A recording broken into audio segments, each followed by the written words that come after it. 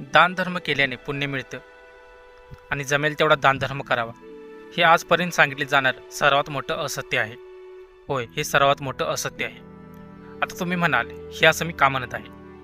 तर दानधर्म करणे हे सर्वात मोठं असत्य आहे किंवा पाप आहे असं तुम्ही का म्हणताय? तर व्हिडिओ शेवटपर्यंत नक्की बघा. तुम्हाला मी का म्हणत आहे ते तुम्हाला नक्की समजेल. वैशाख महिन्यातील रणरणती दुपार होती. खूप कडक ऊन पडले होते. पायाला अक्षरशः चटके बसत होते. आणि अशातच स्थळ होतं कोल्हापूरमधील दाभोळकर कॉर्नरचा सिग्नल म्हटलं की भिकारी त्यांचा कसा अपवाद असेल. सिग्नलवरती, बस स्टँडवरती, रेल्वे स्थानकवरती हे भिकारी आपल्याला दिसतातच. दाभोळकर कॉर्नरवरती बस स्टँडजवळ खूप मोठी गर्दी, म्हणजे लोकांची गर्दी बसची वाट बघत थांबले होते. आणि अशातच भिकारी म्हणजे एक भिकारीण आली. तिच्याकडे वरती एक लहान बाळ होतं आणि ती भिकारी सगळ्यांच्याकडे पैसे मागत होती. आणि अर्थातच तिच्याकडे असणारे ते लहान बाळ बघून सगळे आपुलकीने किंवा भावनिक होऊन तिला पैशाची मदत करत होते. काहीजण तिला खाण्यासाठी पण देत होते. ती प्रत्येक व्यक्तीकडे असे पैसे मागतच होती.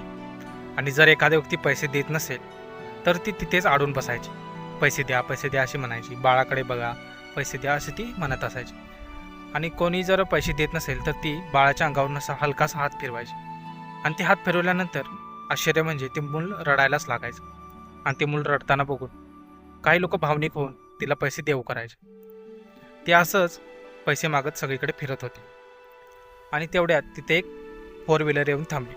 आणि त्या 4 व्हीलरमध्ये एक सुशिक्षित महिला होती. त्या महिलेने ती भिकारीण त्या महिलेकडे पैसे मागण्यासाठी गेली. आणि तेव्हा पैसे मागताना त्या गाडीमधील महिलेने ओळखलं की हे बाळ का असं अचानक रडत आहे. तेव्हा तिने बाळ जरा माझ्याकडे देता का म्हणून तिने बाळ स्वतःकडे घेतलं. आणि तिने जेव्हा तिचा बाळाचा शर्ट वरती केला तर त्याच्या पोटाला अक्षरशः त्या महिलेने चिमटे लावले होते. आणि त्या चिमट्याला जरा स्पर्श केला की ते बाळाला वेदना व्हायची आणि ते रडायचं. आणि त्यामुळे लोक भावनिक होऊन तिला पैसे द्यायचे. ते सगळा प्रकार उघडकीस आल्यानंतर भिकारणीचा चेहरा बघण्यासारखा झाला होता. आता आपलं भिंग फुटलं म्हणून ती तिथून पळण्याच्या नादात होती. पण पळण्याच्या नादात असतानाच तेथील सुज्ञ लोकांनी तिला पकडलं. आणि पकडून झाल्यानंतर पोलिसांना तिथे तात्काळ बोलवण्यात आलं. आणि आश्चर्य म्हणजे तिने ते मूल तिचं स्वतःच नव्हतं. तिने ते मूल कुठून तरी चोरून आणलं होतं. आणि भीक मागण्यासाठी त्याचा वापर करत होती. ती जी कार गाडीमधून महिला आली होती तिची तेथील सगळ्या लोकांनी आभार मानले. कारण तिच्यामुळेच हा सगळा प्रकार उघडकीस आला होता. त्यामुळे सगळ्यांनी तिचे आभार मानले. आणि तिथे तात्काळ पोलीस देखील बोलवण्यात आले. आणि पोलिसांनी ते मूल ताब्यात घेतले आणि ते भिकारीला देखील ताब्यात घेतले. आणि आश्चर्य म्हणजे त्या एवढ्या छोट्या बाळाला पोलिसांनी काही दिवसातच त्याच्या खऱ्या आईवडिलांचा शोध घेऊन ते मूल सुखरूपपणे त्याच्या आईवडिलांकडे सुपूर्द करण्यात आले. तर मित्रांनो, तुम्हाला देखील असे भिकारी रेल्वे स्टेशन, बस स्टँड असे कुठेही पण दिसत असतील, त्यांच्या कडेवरती एक लहान बाळ नेहमी असतंच. आणि त्या बाळाकडे बघून आपण भावनिक होऊन त्यांना पैशाची मदत करतो. पण खरं तर हा त्यांचा बिझनेस असतो. आणि ते मूल कदाचित त्यांचं नसतं देखील. त्यांनी कुठेतरी चोरून आणलेलं, असंच अपहरण करून आणलेलं मुलं असतं. आणि त्याचा उपयोग ते असं भीक मागण्यासाठी करत असतात.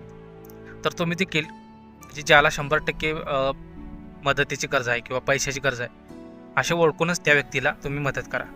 असे जे मुलांचा वापर करून भीक मागतात त्यांना तुम्ही अजिबात मदत करू नका. तुमच्या नजरेत एखादा वाटला की हा बाबा याला खरंच मदत हवी आहे तर त्याच व्यक्तीला तुम्ही मदत करा. तर तुम्हाला आजचा व्हिडिओ कसा वाटला ते कमेंटमध्ये नक्की सांगा. तुम्हाला जर हा व्हिडिओ आवडला असेल तर आपल्या व्हिडिओला एक लाईक आणि चॅनेलला नक्की सबस्क्राईब करा. तर भेटूया अशाच एका नवीन आणि माहितीपूर्ण व्हिडिओमध्ये. तोपर्यंत धन्यवाद.